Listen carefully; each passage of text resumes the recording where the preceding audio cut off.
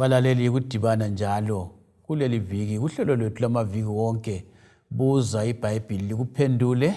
Ngihamba labafundisi bami ababili, umfundisi uCK Mpofu lo mfundisi uOP Mpofu, elami igama ngumfundisi uEsindlovu.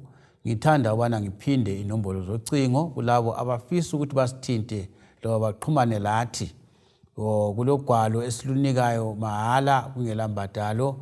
Lubizwa ukuthi i-great controversy. Kwalo luza kutshela ukuthi umhlaba uzaphetha kanjani, lokubana impi eyenzakala namhlanje eMiddle East izaphetha kanjani, ukubana kuchoni izinto esizibona zisenzakala. Ugwalo i-great controversy, xhumana lathi sikunike mahala. Bafundisi, siyalamukela kuhlelo namhlanje, amukelana abalaleli. Siyabonga mfundisi, salibonani balaleli. Siyalamukela njalo kuhlelo lwethu buza iBhayibhili likuphendule. Okhulumayo umfundisi uMpofu CK. Salibonani balaleli, siyahlangana njalo kule iviki lapho esifunda khona ndawonye ilizwi lenkosi. Sengathi uNkulunkulu angasibusisa nxa siqhubekela phambili sifunda ilizwi lakhe. Okhulumayo umfundisi uOP Mpofu. Siyabonga bafundisi, siyabonga. Singeneni kusahluko sika Daniel, isahluko sika 4. Mfundisi OP, khanya ngoza siqalisela indaba umqalo wesiziba. Siyabonga. Sifisa ukuthi sikhangeleke ukuthi isahluko lesi silotshwa ngubani. So ngizafunda lapha amavesi akuqala kusahluko 4, ngiqalisela kuvesi 1. Ithi yona uNebukadnezari inkosi kubo bonke abantu nezizwe lezindimi abahlala kuwo wonke umhlaba, ukuthula makwande kini. Ngacabanga ukuthi kuhle ukubonisa lokwazisa izibonakaliso lezimangaliso uNkulunkulu ophezu konke azenzileyo kimi. Bheka ubukhulu bezibonakaliso zakhe. Futhi bheka lo mbuso wakhe ungumbuso ongunaphakade. Lokubusa kwakhe kungokezizukulwane ezizukulwaneni ngezizukulwane. So lapha sibonani? Sibona ukuthi lesi sahluko yibufakazi esingathi yi-testimony kaNebukadnezar. Uyavuma lapho ukuthi ngicabange ukuthi ngiubone kufanele ukuthi ngilazise ngobukhulu bukaNkulunkulu. uNebukadnezar besilokhu sifunda lapha emavikini adlulileyo, yindoda ebelenkambo loNkulunkulu, ibona amandla kaNkulunkulu lanxa elenkani. Kodwa siyabona lapho ukuthi ku chapter 4 usevuma ukuthi hayi mina semvumile ukuthi kuloNkulunkulu omkhulu olamandla, uNkulunkulu oyenza izimanga.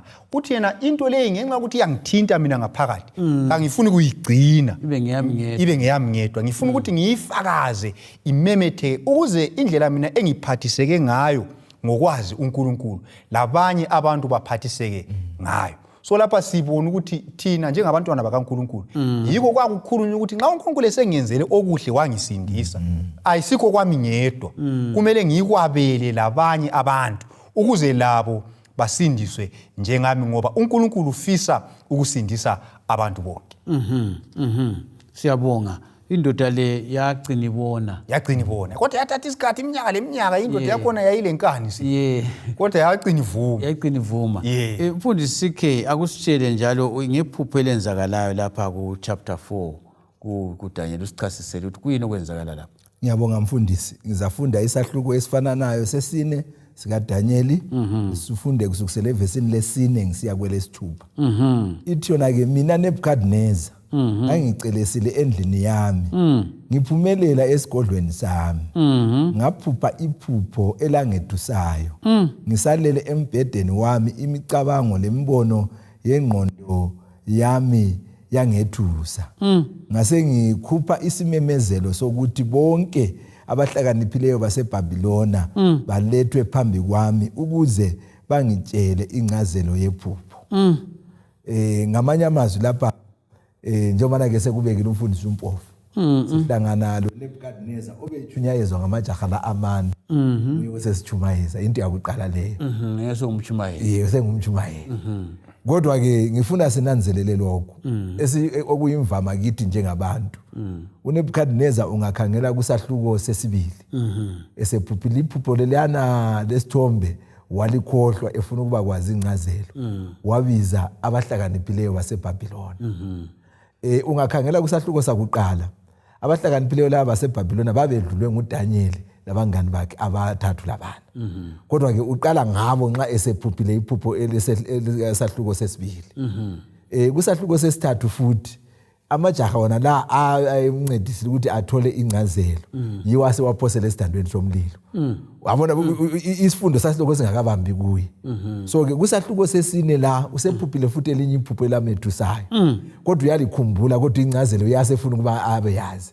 Abesebiza futhi bona labana abehlulekayo kusahluko sakuqala sesibili lesesithathu. So isifundo mina engifuna ukubana ke sisinanzelele lapha mfundisi ukuthi amaphutha ethu kumele asifundise ukuthi kumele singaphindi into efana nayo. Siphinde sikhule futhi ekukholweni. Kodwa uNebukadnezar sibona ephinde amaphutha enjani afana nayo. Ungakayidluli yona leyo mfundisi akusitsheli yini ukuthi into okhule ngayo. Kunzima ukuphuma kwayo. Kunjalo mfundisi. Umuntu owakhula ngakibe ebona inyanga. Isenza izinto khule ethumiselwe senziwa yonke leyo nto. Lanxa esephethe iBhayibhili kakulula ukuthi iBhayibhili lodwa lenele. Kunjalo. Kodwa ke sikubongela ngesahluko lesanjo uNebukadnezar wayenjalo. Kodwa ke nguye osesichumayeza esitshela ngenkambo asebelayo esebonile. So ke mina ngicabanga ukuthi khonokho kumele kusifundise olunye ulutho lathi. Ukwenzela ukuthi singaphindi senze futhi amaphutha afana nayo. Sikhule siya phambili. Mfundisi OP ungathini ngendaba lesikhangeleyo? Siyabonga uchasisweni kwephupho leli esikhuluma ngalo la. Siyabonga. Sithatha khona phana indaba lapho umfundisi uMpofu ayichiye khona ukuthi uNebukadnezar usephuphile. Iphupho uyalazi sebiza izanuse zakhe. So uvesi ngu7 lapho sechasisa ke manje ukuthi sokwenzakalani nxa izanuse sezibiziwe.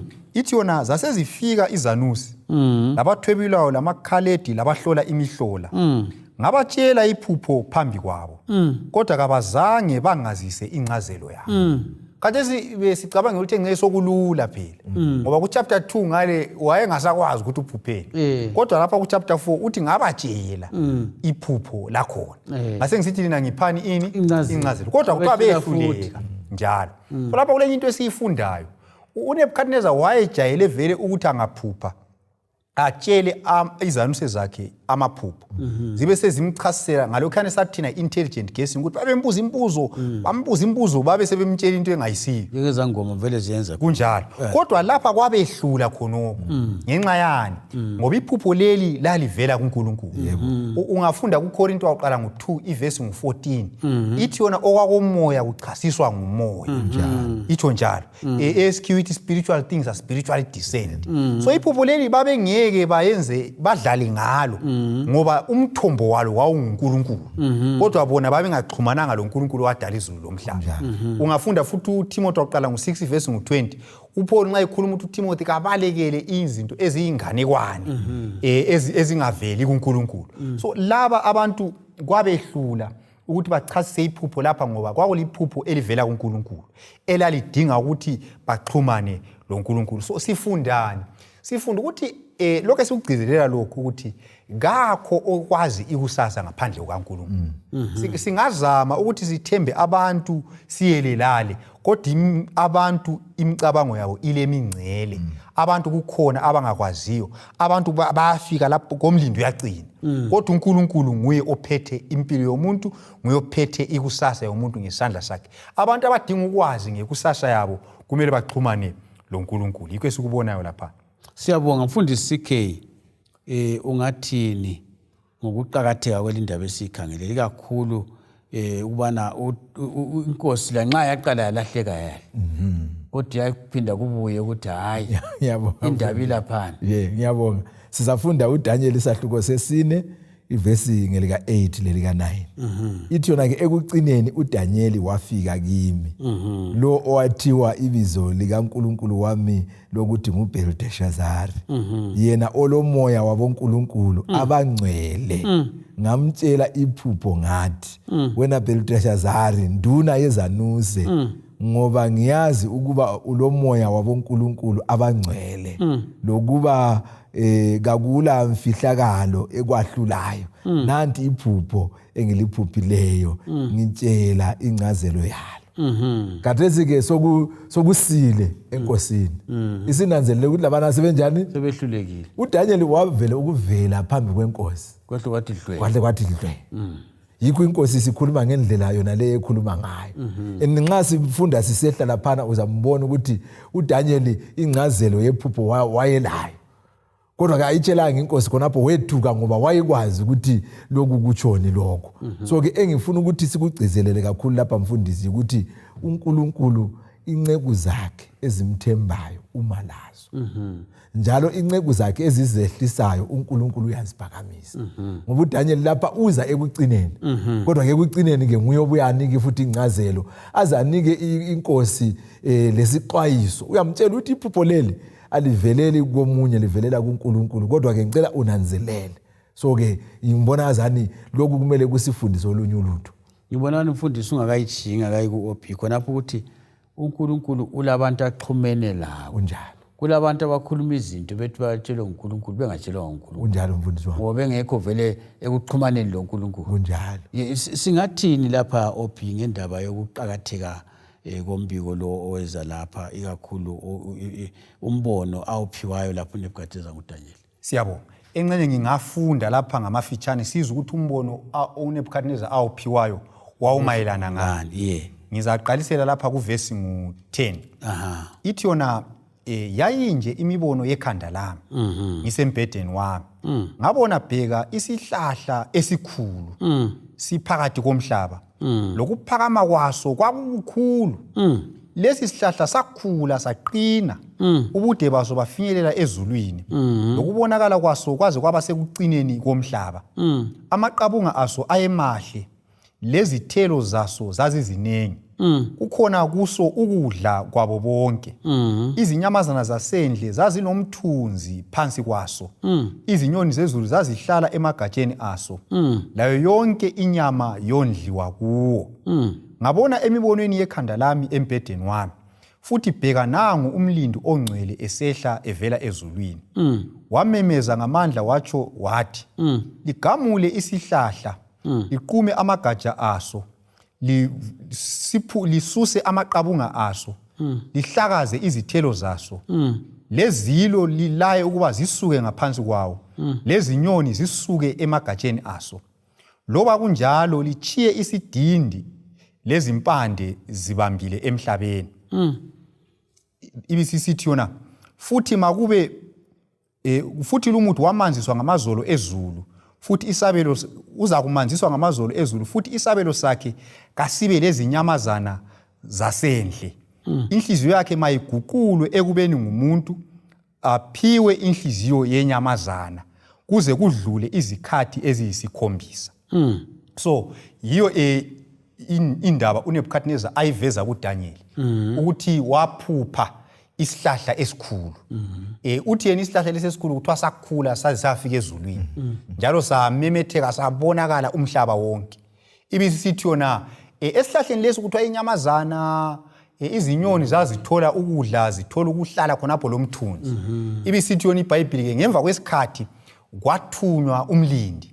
Umlindi wasetshela ukuthi axotshe izinyamazana, axotshe lezinyoni zisuke esihlahleni. Lamaqabunga esihlahla khitshwe lezithelo zinjani? Zikhutshwe. Kwasekulaya kuthiwa kagamule ini? Isihlahla. Kodwa abesechiya ini? Isidindi lempande. Zilokho zinjani zibambelele phansi. Then kwasokuthiwa uza kuphiwa inhliziyo yenyamazana asuswe ebantwini ayiphila njengenyamazana kuze kwedlule izikhathi eziyisikhombisa. So ngamafitshane yilo leli iphupho uNebukadneza aliphutshiswa ayesedinga ke ingcazelo yalo ngoba wayekwazi ukuthi iqhathekile futhi ngekusasa yakhe. Siyabonga. Mfundisi CK kwa injongo yephupho leli kokuyini? Right. Sizafunda lapha kuDaniel isahluko esifana naye verse ngelika 17. Uthi yena ke lapha lesi sigwebo siyisimemezelo sezithunywa ezilindayo. Isinqumo selizwi lazo ukuze abaphilayo bazi ukuba ophezulu konke uyabusa umbuso wabantu. Awunike lo amthandayo ukumnika. Amise phezulu kwawo abantukazana. Ngamanye amazwi injongo yaleli phupho ukuthi aziswe uNebukadnezar ukubana ke isigwebo lesi sasivela kuNkulunkulu ophezulu konke. Wena uthi isigwebo wabalali bazephupho ungakuchasisa kona? Yeah, ngoba okwenza ngitsho njalo ukuthi sisi esigabeni esilandelayo sizakhuluma ngakho ukuthi iphupho leli vele isihlahla lesi sasimele yena uNebukadnezar. So siganyulwa wasicakazo. Kodwa ke hantsho uvesi ngo15 laphana uthena ke kodwa lichiye isidindi sixumeke ngempande emhlabathini sibotshwe ngebhanti lesimbi lethusi. Ngamanye amazwi kusitsho ukuthi umbuso kaNebukadnezar wona lo umlimo wayefuna ukunika isikhathi sokuthi inkosi iqale iyenze okuyikho ingayekela ke then ke lokho kuzakwenzakala. So ke yikho ngisithi yisigwebo. Mhlawumbe okunye futhi khona phe engakungezelela ungakhangela kwampana futhi kuvesi ngo17 isigaba nxa usiye ekucineni ithi yona ukuze abantu abaphilayo bazi ukuthi ophezulu konke uyabusa imibuso yabantu njalo uyipha lo amfunayo azi amphela lo ophansi. So lapha sibona ukuthi uNebukadnezar yena eBhabhiloni ngale ababemkhangela babesithi unguNkulunkulu. So babesithi yena vele nguye onjani ophezulu nguyozenzela umathanda. So lapha sitshengiswa iphupho uNkulunkulu wayefuna ukuqondisa ingqondo kaNebukadnezar ngephupho leli. Wayefuna ukuveza ukuthi Nebukadnezar wena kayisuwe obusayo, wena kayisuwe olamandla onguwe futhi olawula ukuthi umbuso wakho uphela nini. Kodwa olawula khonokho yimi. Mina yimi ngifaka inkosi ngiyikhuphe nginike lo enginjani engimfunayo. Yike sikubonayo lapha nokunye. So injongo kaNkulunkulu wayefuna ukuthi avezele uNebukadnezar ukuthi ofaka amakhosi nguNkulunkulu. uNebukadnezar yena njengomuntu ulemingcele ethile nxa uNkulunkulu esekhulumile. Losusa futhi amakhosi nguNkulunkulu. Kunjalo. Nxa singakukhuluma ngesikhathi esiphila kiso khona ukuthi uNkulunkulu ngiyofaka amakhosi. Mbona abantu bacanga ukuthi amakhosi afakwa yibo. Abantu bale umngcele yabo uphelela ngaphi? uNkulunkulu uqalisela ngaphi? Siyabo. So lapha indaba ejulileyo le. So lapha sikubona yikuthi kwesinye isikhathi angithi abantu kulezi insuku bathi bona hayi thina ethe sikhethayo kule ndlela zakhona ezokukhetha amakhosi. Lapha labo babe le ndlela zabo ezokukhetha. Kodwa esikutsho yikuthi kwesinye isikhathi uNkulunkulu angafaka umuntu lo abantu bengafuni ukumkhetha. Angamfaka ngendlela zakhe yena. So kumele sibone ukuthi akulanto eyenzakalayo emhlabeni uNkulunkulu engayivumelanga. Uyasiyabonga. Lalabo esithi sibakhethile sibafaka uNkulunkulu uyabevumile. Kunjalo. Elenjongo elesizathu. Ya ikade ngifuna ukuthi kucace ukuthi uNkulunkulu uphezulu kwembuso yonke. Kunjalo. Nxa singadlula futhi khonapho singabuza umbuzo ukuthi la nxa abantu besithi bayakhetha umuntu amandla okukhetha vela kubani? Le nhlakanipho yokwenza zonke izinto ivela kubani? kuNkulunkulu. Yikho uNkulunkulu esithi yena nguye vele olawula impilo zabantu lempilo zamakhosi. uNkulunkulu nguyofakayo. Ngithanda ukuthi lichasisile ukuthi khona kwesikhathi kube segcikeni ukuthi uNkulunkulu uphezulu kwakho konke. Kunjalo. Ngoye ngesilungu kuthiwa is in control. Kunjalo. Akuvumele ukuthi kwenzakale. Kunjalo. Akho uNkulunkulu ukuthi khona hayi umpofu lapha uNkulunkulu uyomfakileyo. Kunjalo. Ungenza ukuthi akufaki kodwa avume ukuthi ngoba nxa engavumanga awungeni. I think into omele siyenze bese segcikeni. Kunjalo. Asibuyele nini nxa singatsho ngesifundo lesi sesihlahla lesi kuyini sibile singakuchiya nxa sisonga khona la? Siyabo. Yeah. Mina engingakutsho lapha ukuthi mina ngibona endabeni kaNebukadnezar le ngibona uthando lukaNkulunkulu. Ngoba kwesinye isikhathi ngicabangela ukuthi mina uNebukadnezar ngabe engxenye wayedila lo muntu ongumuntu engeke wakhalalwa kudala. Ngoba ukwabalisa lapha umfundi usikhe ukuthi ku chapter 1 wabona ukuthi oDaniel benza kuhle. Ku chapter 2 wabona ukuthi uDaniel benza kuhle izanuse zakhe azikwazi. Ku chapter 3 wabona wazwakhe isithombe esegolide lokho ephikisana loNkulunkulu. Kodwa ku chapter 4 ngibona uNkulunkulu lokho emlandelela, ulokho embekezelela, ulokho efuna ukuthi amsindise, ulokho empha amaphupho la nxa wayiphikisana laye. So ngibona uNkulunkulu olothando, uNkulunkulu olandelela isoni. Ngibona ngathi thina lathi kumele sikufunde khonokho. Kwesinye isikhathi nxa sincedisa abanye abantu engcenye abaphakathi kwezilingo ezithile kwenye isikhathi abanye siyakhalala masinya umuntu sihle simlahlele khatshana kodwa uNkulunkulu uyasifundisa ukuthi umuntu uyabekezelelwa asekelwe ancediswe aze afike esigabeni sokuthi enelise ukunqoba lokho okumlingayo kumbe okumkhathazayo.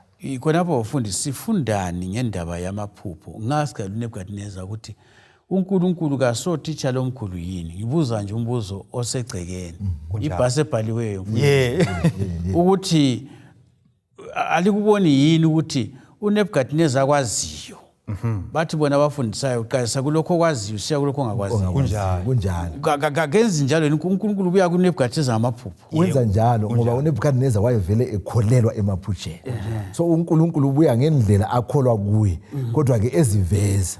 So engikuthandayo antsho sake sathi sikhuluma siveza ibhuku lika Daniel lika Sambulo sathi thina uNkulunkulu usebenzisa umthetho lo ukuthi inkomicho ingagcwala uyasukuma enze ulutho. So uNebukadneza kuleli phupho leli antsho umbekezelele ku chapter 1 wambekezelela ku chapter 2 wambekezelela ku chapter 3 ku chapter 4 usemtshela ke ukuthi Nebukadneza nxa ungasafundanga lokhu engizama ukukufundisa khona inkomicho yakho izagcwala ingagcwala mina ngingasukuma yilokhu lalokhu engiza kukwenza la kanye uNkulunkulu emthembisile njalo uzananzela ukuthi esigabeni esiya kuso ngenxa yokuthi uNebukadneza waqhubekela phambili engafuni ukulalela lokho uNkulunkulu ayemfundisa ngamaphupho ayemtshengisa wona uNkulunkulu wasukuma wenza lokho ayekuthembisileke esekwenzileke ekucineni kodwa ke siyabonga ngoba uNebukadneza isifundo sangena wagcina evuma njengoba ke silobela uchapter 4 yena lwasilobela yona. Kuyabuyela yini bafundisi kukhona kwesesa kuthinta ukuthi uNkulunkulu uyabekezela kunjalo mfundisi bakhona otitsha abalahla abantwana uthi awena vele kawuzwisisi kunjalo kodwa uNkulunkulu uyenelisa ukuthi abekezele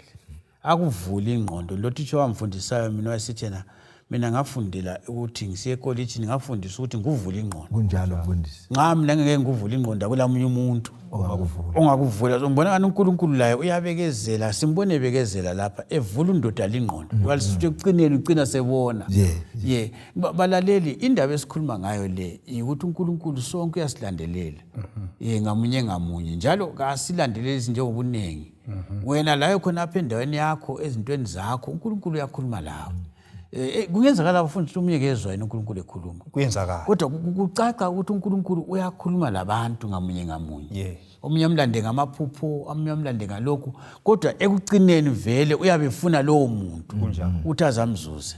Isifundo sethu balalelisa namhlanje sisikhomba ukuthi uNkulunkulu owalandelela uNebukadneza eyisiqoqodo elihlongandlebe lawe lami angasilandelela ngasoze asithiye uyasithanda ufuna ukuthi ekucineni sicine simzwisisa kakuhle uchapter lithe isahluko sokuqala lokho elaye sesibili esesithathu esesine uNkulunkulu kasoze ayekela umuntu engamlandelanga amahlandla amanengi kakhulu yikho sibona khona uthando lukaNkulunkulu ngilethemba lokuthi liyayibona indaba kaDaniel encwadini kaDaniel ukuthi indaba emnandi indaba yothando indaba yevangeli indaba kaNkulunkulu osithandayo losilandelelayo. Ngilethemba lokuthi sizaqhubeka sifunda incwadi le sisiya phambili sindawonye kasidibane njalo kuvikelizayo ngesikhathi esifananayo endaweni efananayo. Inkosi libusise siyabonga.